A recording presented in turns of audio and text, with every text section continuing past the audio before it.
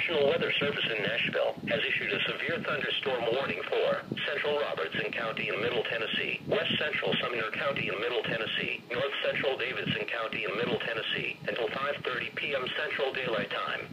At 5 p.m. Central Daylight Time, National Weather Service Doppler radar indicated a severe thunderstorm capable of producing damaging winds in excess of 60 miles per hour. The storm was near Springfield, moving southeast at 25 miles per hour. Locations impacted include Greenbrier, Ridgetop, White House, Millersville, Goodlettsville. Please report hail, strong winds or wind damage to the National Weather Service by calling toll-free 1-877-633-6772. Do not stay outdoors if you are in the path of severe thunderstorms.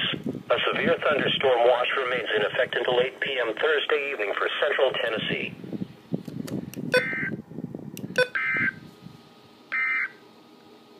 The National Weather Service in Nashville has issued a severe